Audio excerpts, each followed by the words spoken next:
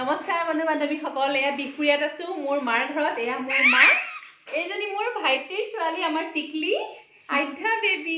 আইধা baby আইধা আমাৰ আইধা বেবীও পাতিছো ন, জেঠাইকৰ কোলাত উঠি আছে।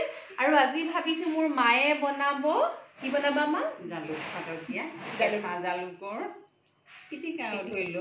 আচলতে জালুক পাতত দিয়া খুব ভাল, স্বাস্থ্যসন্মত খাব লাগে। ঘৰলৈ আহিলে মানে আমি গোটেইকেইটা ল'ৰা ছোৱালীৰ ডিমাণ্ড মায়ে জালুক পাতত দিবই লাগিব। সেয়ে ভাবিলো ইমান ভাল ৰেচিপি, তাতে মাৰ হাতৰ যাদু অকণমান ৰাখি থওঁ ভিডিঅ' হিচাপে। এফালে কলপাত আনিলোঁ, কলপাতখিলা গেছত সেকি ল'লোঁ, সেকি লৈ আৰু জালুকখিনি মিক্সিত পিচি লৈ নামমাত্ৰ নিমখ অকণ দি মই এইটো পেকিং কৰিলোঁ। পেকিং কৰি গেছত চিমত দি দিলোঁ। অলপ দেৰি পাছত লুটিয়াই দিলোঁ।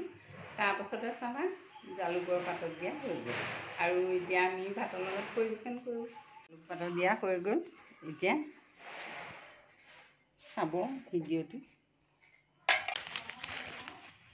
ৱাও মা, বিৰাট ধুনীয়া লাগিছে দেখাতে, বহুত ধুনীয়া হৈছে আৰু ভাল হ'ব। এয়া আমাৰ মায়ে প্ৰস্তুত কৰিলে জালুক পাতত দিয়া। এতিয়া অকণমান মা খাই চাওঁ দেই, মই ৰ'বই পৰা নাই। গোন্ধটোতে ইমান ধুনীয়া লাগিছে, মই অকণমান টেষ্ট কৰি চাওঁ এতিয়া।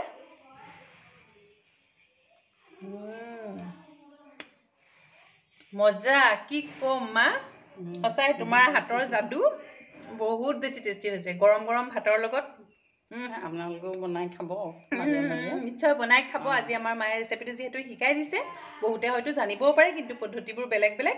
এইদৰে আপোনালোকে প্ৰস্তুত কৰি খাব জালুক পাতত দিয়া। তেতিয়াহ'লে আজিলৈ ভিডিঅ'টো এইকণতে সামৰিছোঁ।